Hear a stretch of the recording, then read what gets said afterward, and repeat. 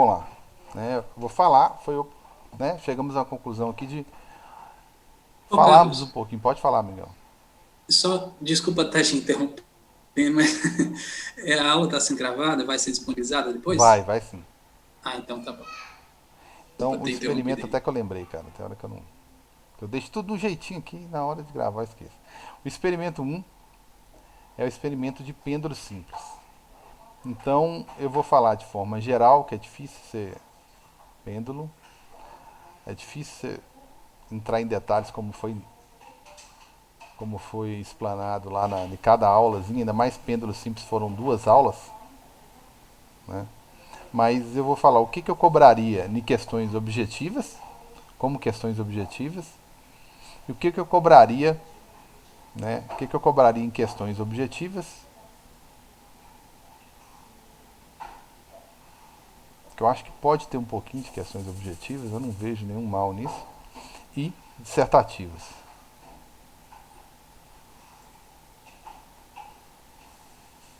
Dissertativas. Beleza? Descritivas, né? Então tá aí. Objetivas, eu vou ser bem teórico e vou explorar bastante o conceito de período. Né? Período é uma grandeza que está relacionada com o comprimento do pêndulo e a aceleração da gravidade. Então, o que eu poderia cobrar?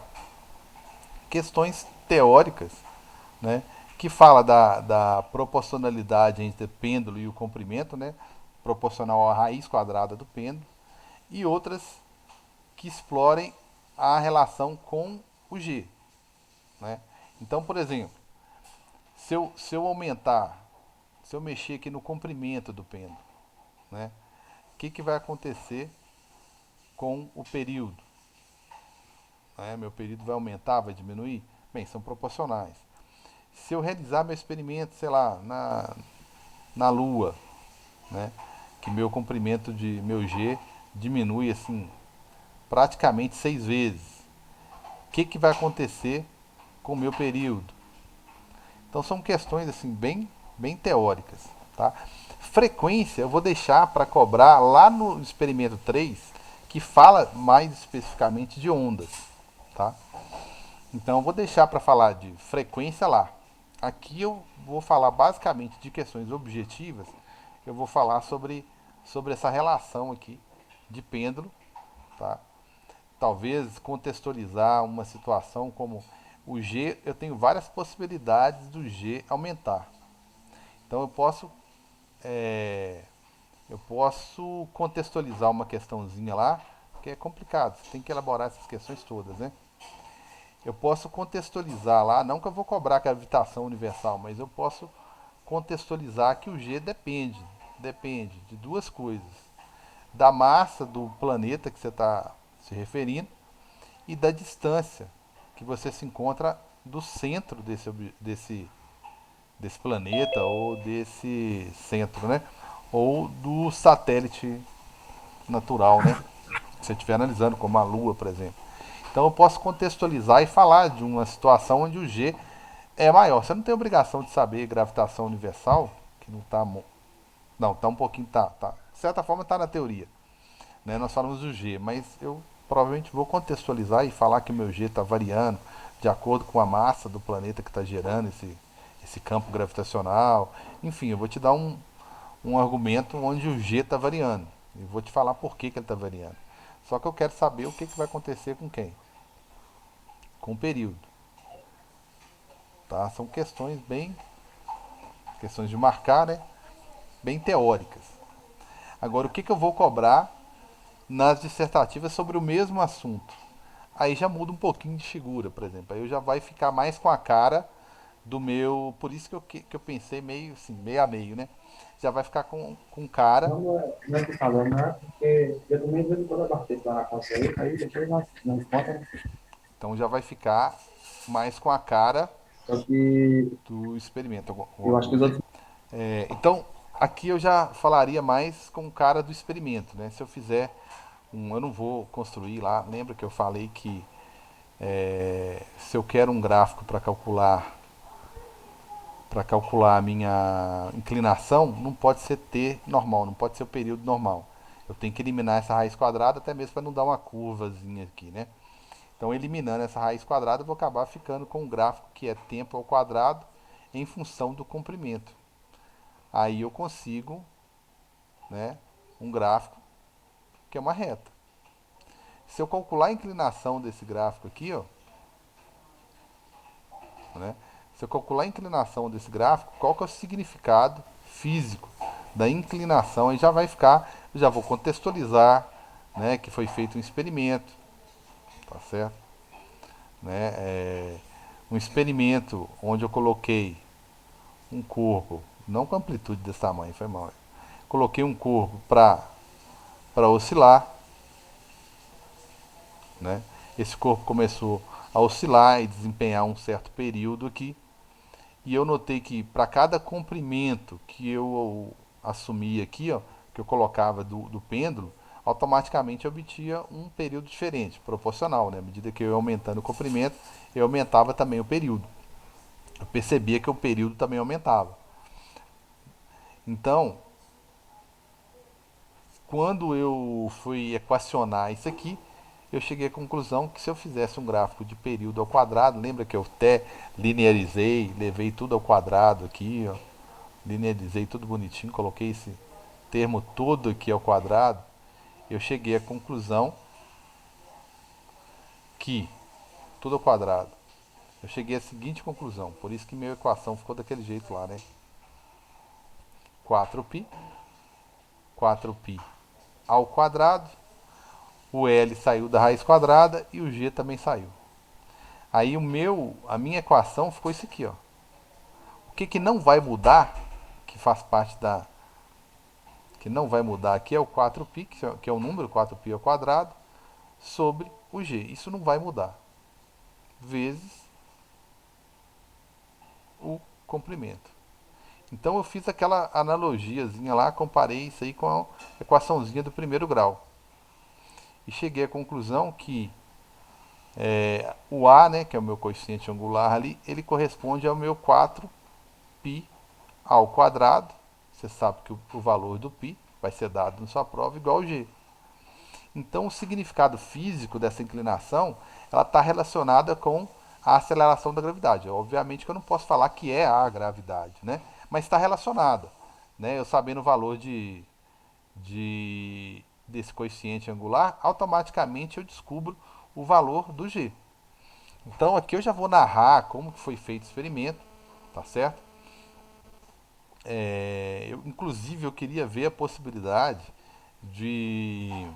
Eu estou pensando, né, como que seria isso, mas exatamente um trechinho de 1 minuto, 2, de um vídeo que você enxerga, que você assiste, né, de forma que você vai assistir ele dentro da própria plataforma, daquele simuladorzinho lá, e o pêndulo oscilando, e eu medindo o período, e eu aumentando, não explicando para você, eu colocando uma situação física, às vezes até para ilustrar a sua questão, não ficar aquela questão.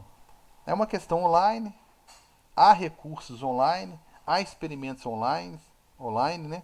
Há simuladores online. E na hora de você fazer uma prova, você acaba fazendo a prova extremamente tradicional. Né? Não estou falando que eu vou inventar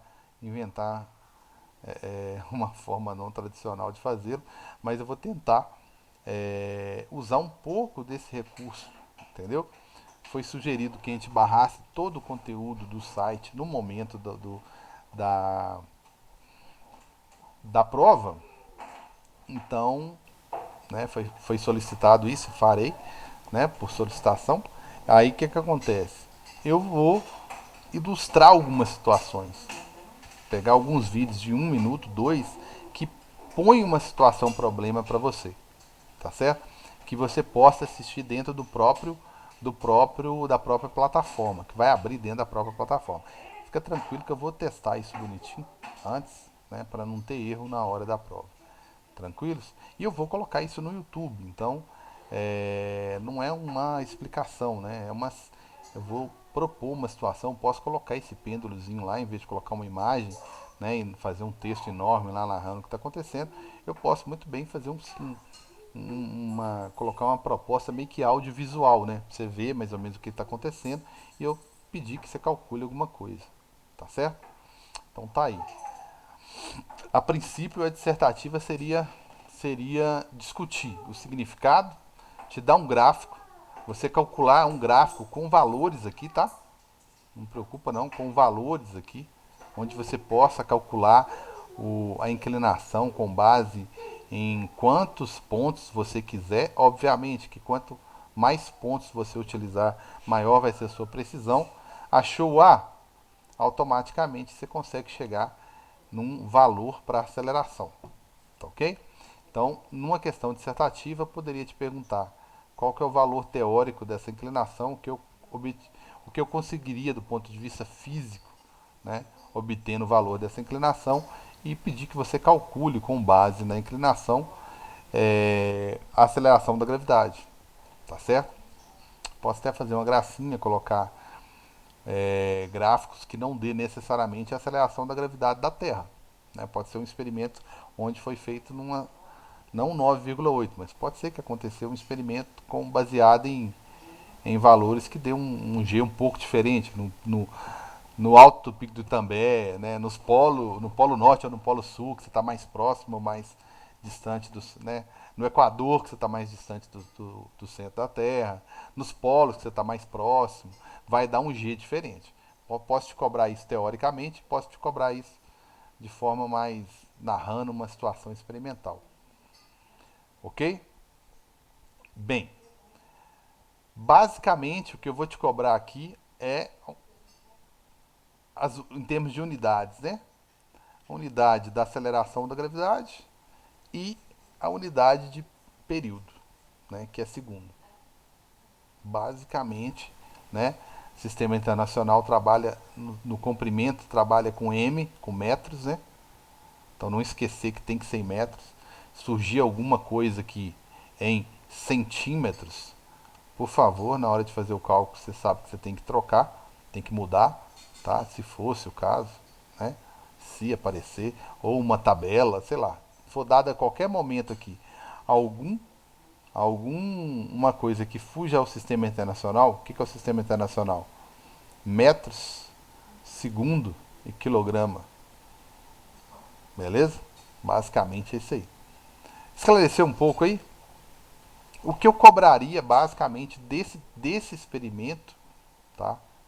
Seria isso. É lógico que tem várias formas aqui, né? E se eu dobro, ou melhor, né? Quadruplico, tem várias possibilidades, é até difícil você narrar todas, né?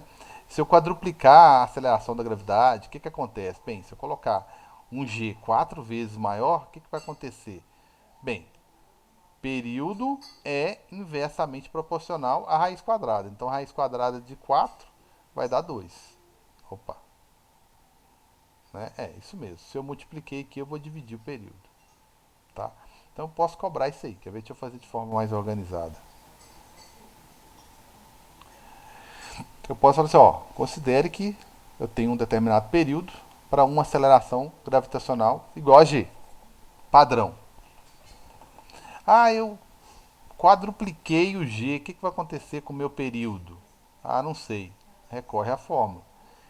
Se você aumentou, com certeza você vai dividir o período, que é inversamente proporcional. Só que é proporcional à raiz quadrada. Então, raiz quadrada de 4, 2. E assim, isso é teoria. Ah, eu multipliquei o meu G por 3. Opa, não dá para tirar da raiz quadrada. Então, você vai fazer o favor de dividir pela raiz quadrada. Se não dá para tirar, você deixa, então. Tá certo? Basicamente é isso. Ah, comprimento. Comprimento, a relação é diferente. Qual que é a relação com comprimento? Então, a gente escreve demais, né? Qual que é a relação com comprimento? É proporcional, veja bem, proporcional. Então, se você quadruplicar o comprimento, como é raiz quadrada, automaticamente seu período vai ficar 2 vezes maior. Se você dividir o comprimento, vai dividir o período também. Então, isso aqui são questões teóricas. Tá? E aqui eu vou pedir mais para você fazer algo semelhante ao que você fez lá no experimento. Tá certo? Calcular uma inclinação com base no gráfico e através dessa inclinação, isso pode ser a letra A, né? Calcule a inclinação do gráfico, ótimo. Para que serve? Não sei. Aí lá na B eu peço, e aí? Eu quero saber a aceleração da gravidade. Beleza? Tranquilos? Dúvidas em relação ao período? que eu vou pular para o experimento 2. É, dá para cobrar coisa demais, mas não empolga não e mantenha os pés no chão aí, tá certo. Cara. Bem, fala assim, né? Tem várias, então justamente eu vou tentar dar um norte aqui. Então, experimento 2, que é princípio de Arquimedes.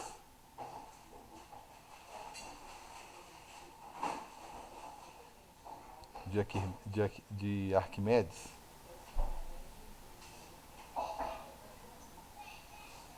Resumindo, né? Empuxo. É calcular o empuxo. Né? Calcular o empuxo.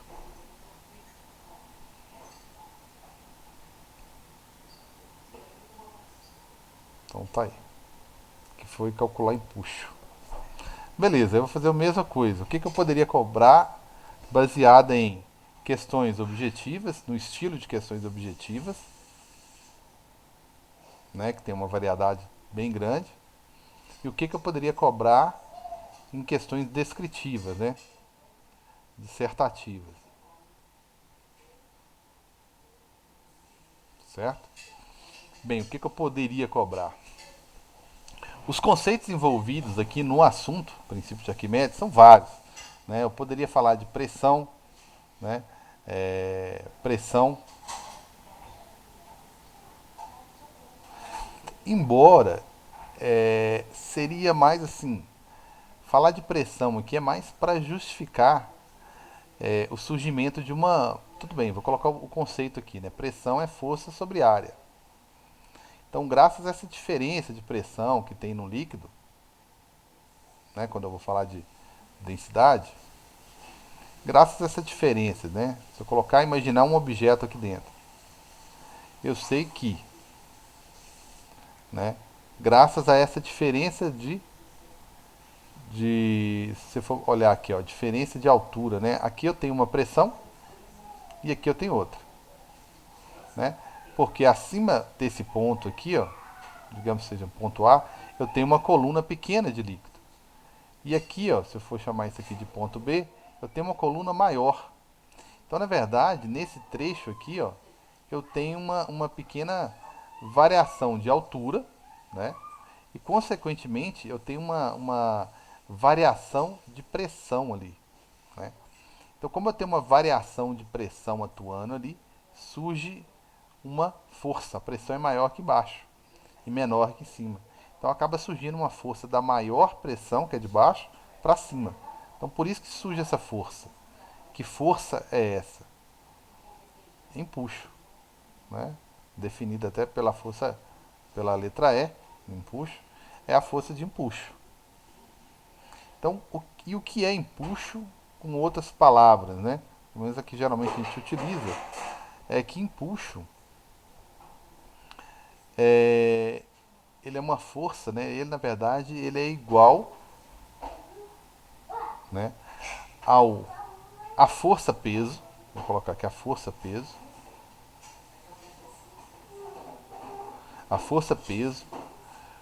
do volume, não volume necessariamente do objeto. Aqui vai coincidir que sim, né?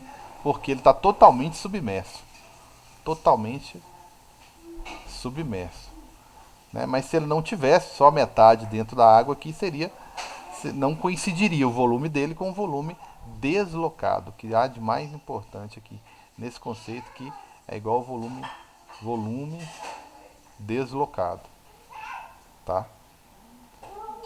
Bem, eu falo que tem muita coisa para cobrar porque o conceito é muito amplo, né? Eu posso falar da densidade do líquido, eu posso comparar a densidade do objeto, né? Como está ali no meio, ó, eu posso comparar a densidade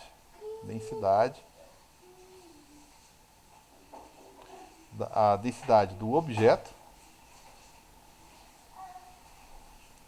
e naquele ponto ali, como ele está mais ou menos no meio do líquido, não está encostado no chão, não está nada do lado de fora, está mais ou menos no meio do líquido, é praticamente essa densidade, vou até colocar aqui aproximado, mas a gente considera que está igual, densidade do líquido. Então eu posso falar muita coisa aqui, né? Densidade do líquido. Eu posso fazer essa comparação aí. Eu posso calcular, inclusive, qual é o valor se você me falar qual que é o volume do objeto, eu consigo, né, e me falar qual que é o objeto, lógico, né, você tem que me falar se é água mesmo, ou se não é água, se é óleo, qual é a densidade do líquido, tem que me falar, né, densidade é massa sobre volume, você tem que me falar isso. Eu consigo calcular o empuxo. Ou então, lá na dissertativa, eu vou tentar ser mais criativo, né? Aqui é teoria mesmo que eu vou cobrar, aqui eu vou tentar ser mais criativo, onde eu posso colocar uma situação em que, né, eu fiz isso no simuladozinho, eu posso colocar uma balança do lado de fora aqui, tá? Uma balançazinha aqui do lado de fora, tá certo? Uma balança bonitinha, medindo aqui os valores aqui bonitinho, e colocar um objeto aqui. E te informar qual que é o peso desse objeto, te falar o peso desse objeto. Aí eu coloco ele na água, coloco uma balança lá dentro da água, né? Se fosse no simulador é possível fazer isso. Põe a balança lá dentro e fala assim, nossa, o ponteirinho que marcou, te falo quanto que ele marcou. Nossa, marcou um valor diferente. Ah, por que diferente? Porque aqui dentro ele vai marcar um peso que a gente chama de peso aparente. Certo? Por quê?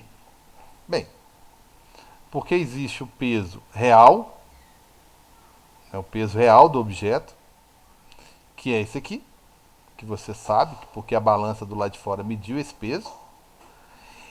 Só que existe o mais importante aqui dentro da água, que é o tal do empuxo, né? Ele, se você entrou dentro da água, a água te dá uma forcinha para cima, que é o empuxo. Então a balança não consegue medir o valor real do peso, por quê? Porque tem essa força aqui, que é o empuxo, que está empurrando o bloco um pouquinho para cima e ele não está pressionando tanto assim a superfície da balança, né? Eu não falei, né? E nem parece, mas isso é uma balança. Então, o que vai acontecer? Vai surgir uma força aqui, que não é que a balança vai medir, que não é o peso real. É um peso aparente. Tem como eu descobrir o empuxo com essas informações? Tem, porque eu vou te falar essa daqui. Essa daqui você pode ter certeza que eu vou fornecer, tá? Que é do lado de fora. Eu vou pesar o objeto aqui para você e vou falar com você o valor do módulo dele, sei lá, é 40 newtons. Vou te falar o valor do peso aparente, né, que é esse preto aqui, ó. Vou te falar qual que é o valor do peso aparente, o que a balança mediu. Na verdade, eu vou te falar o que a balança mediu fora e o que a balança mediu dentro da água, né? Então, eu vou falar que lá fora, sei não, caso deu um problema lá dentro, ela mediu só 30. E eu vou te perguntar, então tá, qual o valor do empuxo? Tá? Qual que é o valor do empuxo? Que o único leve, né? A única explicação para essa força ter diminuído, a mesma balança medindo a mesma massa, ter registrado um valor diferente aqui dentro, foi o fato da água fazer uma força contrária, que é o empuxo. Então você vai deduzir que o empuxo aqui vai ser 10, né? Formalmente falando, a força peso real, verdadeira do objeto. Deixa eu. A força real do objeto. Qual que é a força real do objeto? O peso dele, né? O módulo dela, né? Não, pode ser, nem precisa ser módulo, não. O peso do objeto. Ele é a única força que está para baixo aqui. Então ele tem que equilibrar as outras duas, que é o peso aparente, que eu sei qual que é, e o empuxo, que eu não faço ideia. Então é isso aí que eu vou ter que calcular. O maior cálculo que eu vou fazer aqui no empuxo é esse. Peso real, verdadeiro, 40. Peso aparente, 30. O que está faltando aqui é o empuxo. Então eu sei que meu empuxo vai ser um empuxo de 10 newtons. ok? Então a única coisa que eu posso falar que é lógico que eu vou fazer uma coisa assim, é, estilo Enem, né? Vou fazer todo um discurso aqui, falar que foi feito um experimento.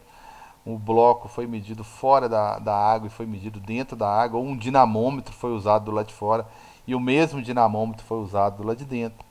Vou te dar o que a balança mediu e você se vira para achar qual foi o empuxo, né? Que seria isso. Teoria, eu não vou ficar falando igual vestibular de forma alguma, porque é só porque a questão é objetiva. Não vou fazer isso. Não é, acho que não é o objetivo aqui. Eu vou falar dos conceitos trabalhados aqui no experimento 2, que é falar do empuxo, de densidade do objeto, densidade do líquido, né, de onde veio essa força que sofre, que o objeto sofre aqui, que acaba dando essa força, literalmente, né, acaba dando uma forcinha aqui, ó, e diminuindo o registro da balança, né? Então, aqui eu vou narrar o experimento, como que nós fizemos. Vou pegar, talvez, imagens lá do experimento lá, né, dar um zoom lá e marcar que teve uma variação de volume, inclusive, lá quando você colocou o objeto e tal. Ou então posso fazer isso aqui, ó. Vamos fazer um cálculo aqui rapidinho, pra não ficar muito teórico aqui, ó. Se eu te mostrar esse recipiente, tá? Não dá para desenhar todas as possibilidades, não. Mas se eu te mostrar esse recipiente, perdão, eu posso te mostrar ele de duas maneiras diferentes. Absolutamente sem nada lá dentro. E te mostrar, nossa, tá aqui, ó. Beleza, né? Tá no nível, sei lá, 100 litros. De quê? De água. Tem água aqui. Beleza, tá nesse nível aí. Aí a balança tá aqui do lado de fora. Ela vai medir o peso de um objeto. Beleza, vai medir o peso de um objeto. Ela vai medir o peso do objeto e em seguida você vai colocar esse objeto dentro da água. Então aquela água, né, que estava no nível zero, ela vai subir um pouquinho. Ela vai subir um pouco porque tem um objeto a mais ali. Ela vai subir um pouquinho, ó. Eu posso vir colocar aqui para você, ó. Ó, subiu para 102 litros, hein? Tava marcando antes 100 litros. Qual que é o líquido? O mesmo. Aí ela fui lá e coloquei o objeto lá dentro. Com balança ou não? Ou sem balança? Já que eu dei informação de litro. Coloquei o objeto lá. Ele é tão grandinho que ele acabou deslocando o líquido um pouquinho ali, né? Então, aí eu vou e te pergunto, e aí? Qual é o empuxo que está atuando sobre ele? Isso é uma perguntinha mais experimental, a cara da questão dissertativa. Bem, o cálculo que você pode desempenhar aqui, primeiro, lembrar do conceito do empuxo. O empuxo ele é igual ao peso, a força-peso. Força-peso você pode colocar aqui, ó, mg mesmo. Só que você não pode esquecer que esse m aqui é a massa. Ó, vou falar uma bobagem aqui, hein? É a massa, mas vai dar na mesma. É a massa de líquido. É uma forma diferente de falar de líquido deslocado. Porque se você sabe que deslocado, se você sabe que teve uma variação ali, uma variação de volume de 2 litros, você sabe que a densidade da água, o exercício vai ter que te dar. A densidade da água é 1 para 1, né? A densidade da água é 1 para 1, 1 quilograma por litro, né? Obviamente você sabe que ali foi uma massa de 2 quilos, então. 2 litros é 2 quilos. Então, se você calcular o peso de 2 quilos, você vai achar o empuxo, né? Simplesmente você vai fazer a massa vezes o G que ele der lá, né? Se der 10, por exemplo, O empuxo é igual a 20. Então, isso aqui seria uma questão dissertativa. Pegou pesado aí, Altobelli? Não, até que não. Até que não, né? Até que não. Mas o objetivo seria isso mesmo, entendeu? É ilustrar uma situação experimental toda aqui e tal, e pedir ou dinamicamente, né, mostrando as forças aqui, pedindo para você, te falando o peso fora e o peso dentro, e pedindo e perguntando, qual que é o empuxo? Aí você se vira para achar o empuxo, né? É a força que deu um levezinho aqui no bloco.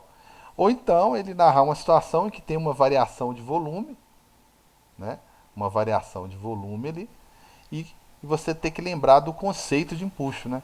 Que na verdade ele é igual ao volume deslocado, o peso do volume deslocado. Eu coloquei massa do líquido deslocado aqui porque vai dar na mesma, né? Então, fazer o cálculo todo bonitinho, saber que esse peso não é o peso do objeto, que é o mais importante. Não. É o peso que você deslocou de líquido. É a força que a água está fazendo sobre o objeto. Então, essa força aqui é a força que a água está exercendo. Não é o peso, de forma alguma, não é o peso do objeto.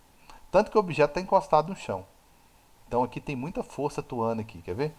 Uma delas é, só a título de curiosidade, que eu não quero entrar nesse nível de discussão, é o empuxo. Como ele encostou no chão, tem uma normal atuando sobre o objeto, e ele só encostou no chão porque ele tem uma força-peso muito grande. Né? Para ele ter encostado no chão, força-peso do objeto é grande. O que você acabou de calcular aqui? O empuxo. Talvez o peso do objeto aqui seja, sei lá, 100 newtons, mas o que você calculou aqui foi a força que o líquido está fazendo, talvez seja mínima ali, não está fazendo nem muita diferença para o objeto, mas é a força que o líquido está fazendo. Longe de ser o peso do próprio objeto. Né? Longe de ser anormal. É só literalmente uma forcinha que a água está dando ali. Beleza? Tranquilos? Deixa eu voltar aqui e gravar. Então, no movimento oscilatório, eu vou cobrar nas questões objetivas. Nossa, eu vou. Mas sem fugir do tema, objetivas. E nas dissertativas.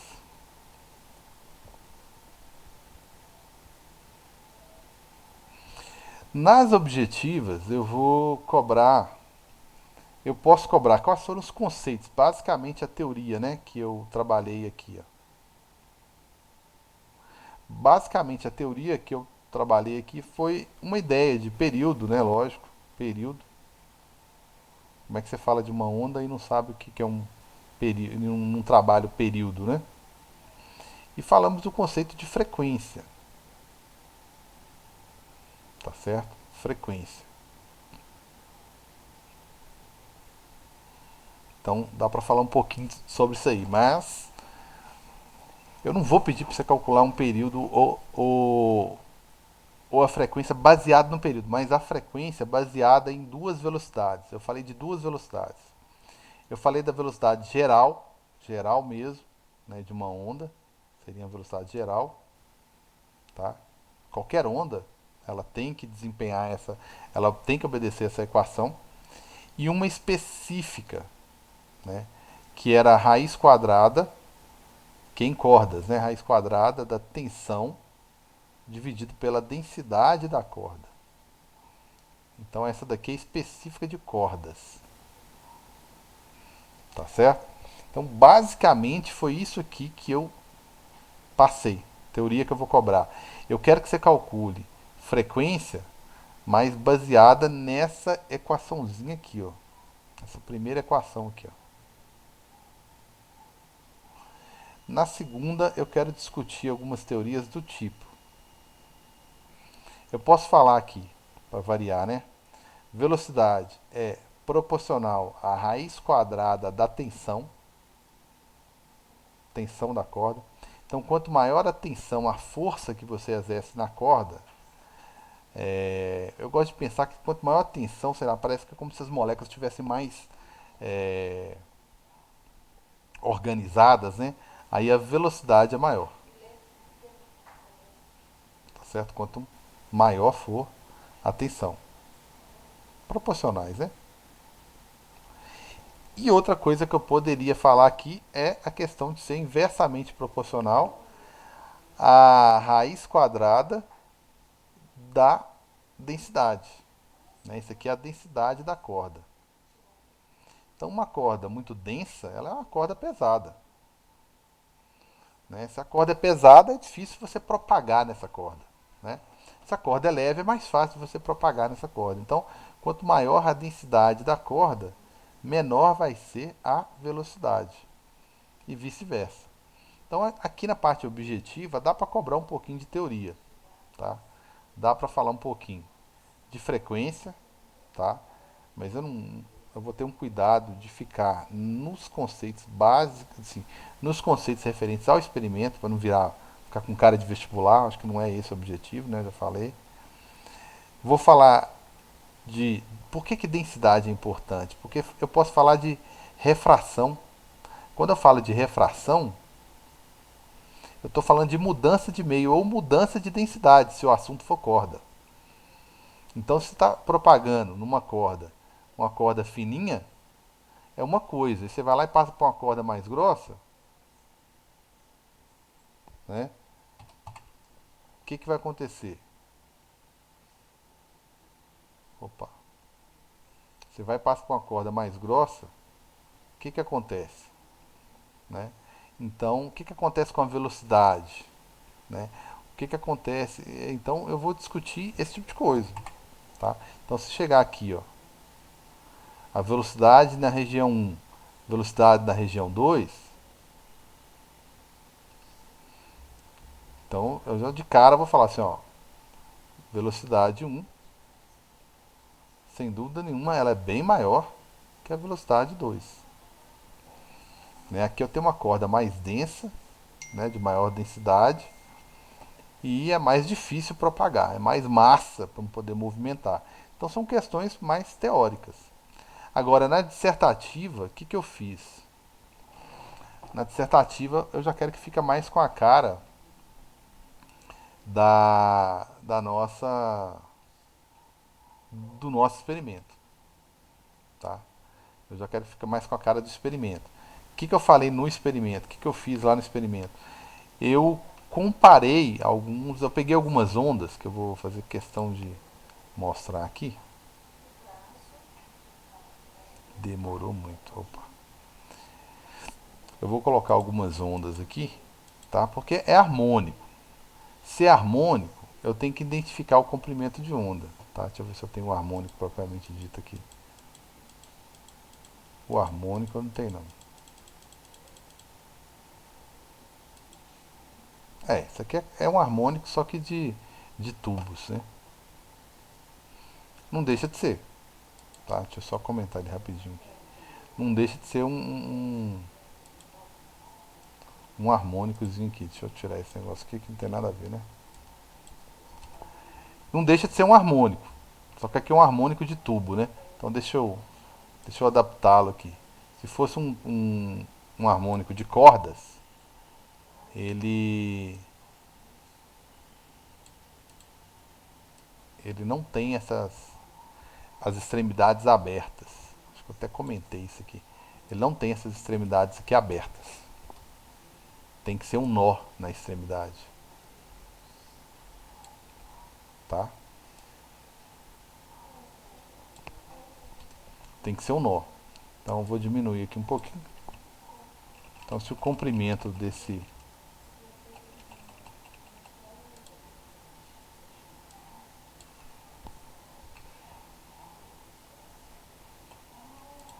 certo? Então, na verdade, eu mostrei alguns harmônicos lá, tá?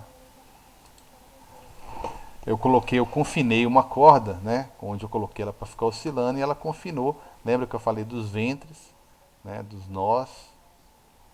Então eu confinei a energia entre os nós, né, que são os ventres, são a única coisa que vibra aqui são os ventres, né? As extremidades e esses pontos aqui são nós. Então eles não vibram. Aí nós fizemos isso lá no oscilador. Nós colocamos a onda. Esse aqui, por exemplo, seria o modo de vibração 4, certo? Seria o modo de vibração 4, né? Que conseguiu formar 4 ventres, né? Aí nós tínhamos lá o 1, né? Que era uma vibração só, um ventre só. Aí você tinha que identificar qual que era o comprimento de onda. Aí eu gosto de pensar que para ter uma onda completa você tem que ter no mínimo 2 ventres. Né? Por que no mínimo 2? Você imaginar que esse ventre está vibrando. Ele não é nem uma crista nem uma onda, ele está oscilando. Hora ele é uma crista, hora ele é uma onda. Né? Aí uma onda completa ela tem que ter uma crista e um vale. E para isso acontecer aqui no harmônico 1, o comprimento tinha que ser o dobro. Tinha que ser 300 centímetros. Senão isso não acontecia. Né? Então, para ter uma onda completa, ou seja, para ter um lambda, um comprimento de onda completo, você precisaria ter 300 centímetros, perdão, 300 centímetros. O que significa isso?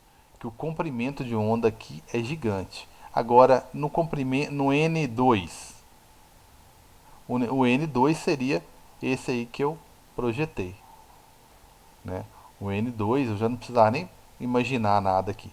O N2 ele já faria, dentro desse espaço aqui, ele já faria uma onda completa. Então, dentro dos 150, ele já faria uma onda completa. Ou um vale, né, uma crista, mas ele já faria. Então, o próprio comprimento de onda aqui já seria 150, nem precisava fazer conta nenhuma não. Tá? E assim por diante, n igual a 3, ele vai ter que ter 3 ondas, 3 ventres aí dentro. Desse mesmo comprimento, ele tem que ter 3 ondas. Vixe Maria. 3 ondas. Desculpa a canetinha aí. Teria que ter 3 ondas. Então, aí eu gosto de pensar como? Calma aí, é 150, seria 150, então cada um desse aqui é 50 centímetros. Só dividir por 3. Eu gosto de pensar assim. Porque aí fica mais fácil eu pensar que eu quero uma onda só. Então eu pego só uma crista e uma onda, olha só. Então, ou seja, eu só quero esse trecho aqui. Então o comprimento de onda aqui já é diferente, é 100 centímetros. Aí esse pedaço aqui eu quero calcular só o comprimento de onda. Então eu pego só 2 ventres. Aqui, para pegar 2 ventres, deveria ser o dobro, por isso que o comprimento aqui ficou 300. Então você tem que saber identificar isso aqui, ó. Tanto nas questões objetivas quanto nas dissertativas. Aqui coincidiria com o próprio comprimento, que daria 150. Isso está tudo em centímetros. E aqui o comprimento já seria um pouco menor, seria 100. 100 centímetros. Beleza? 100 centímetros. Então tá aí, ó. E o n igual a 4, esse aqui de cima. Onde eu tenho, então, para desenhar um único, opa, pode ser aqui mesmo. Para desenhar, para descobrir qual que é o comprimento de onda, seria só isso aqui, ó. O comprimento de onda é só a metade. Então aqui o comprimento de onda seria 75 centímetros. Aí o que eu vou fazer nesse exercício? Posso te falar qual que é a frequência em cada um deles, tá? Ah, aqui a frequência dessa nota musical na corda, sei lá, é de 100 Hz. Ah, aqui a frequência, sei lá, é de 50 Hz. E aí vai.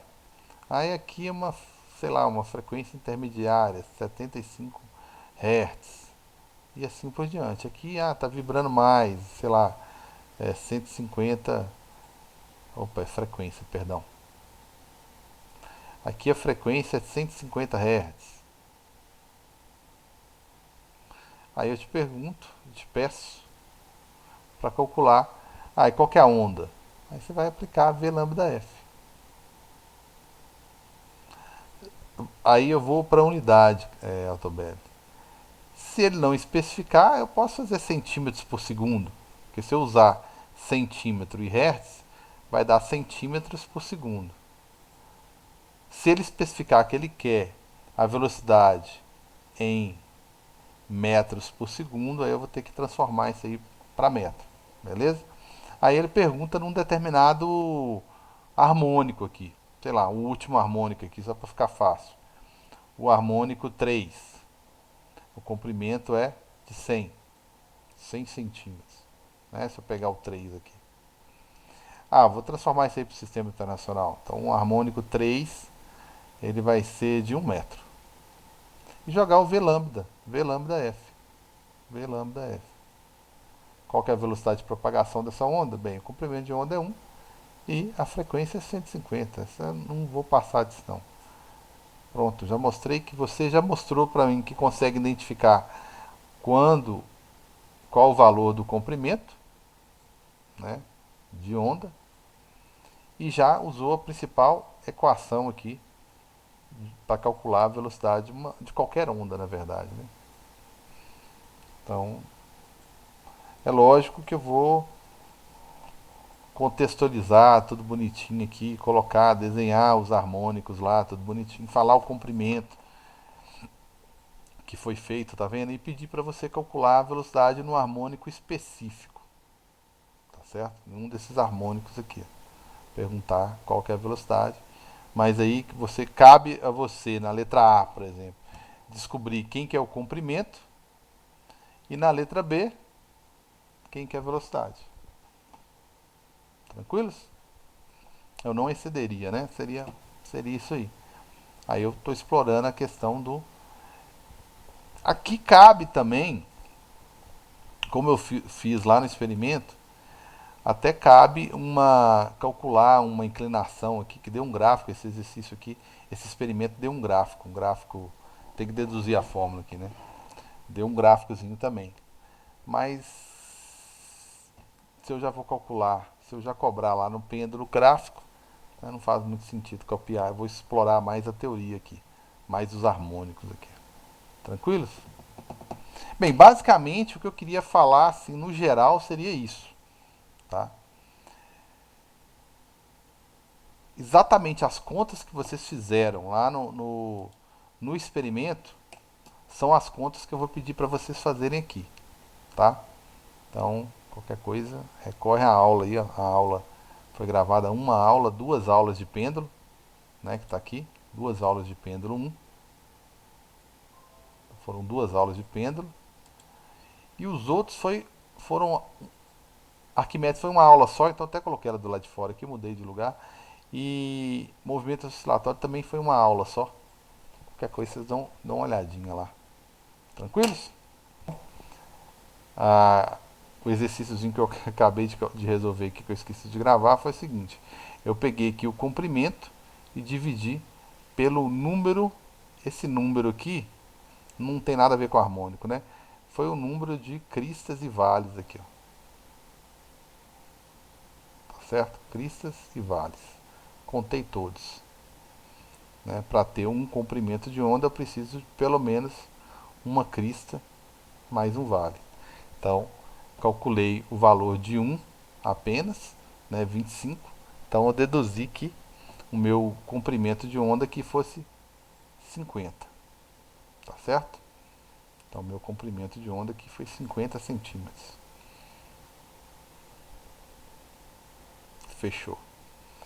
Ele forneceu qual é a frequência da onda, tá?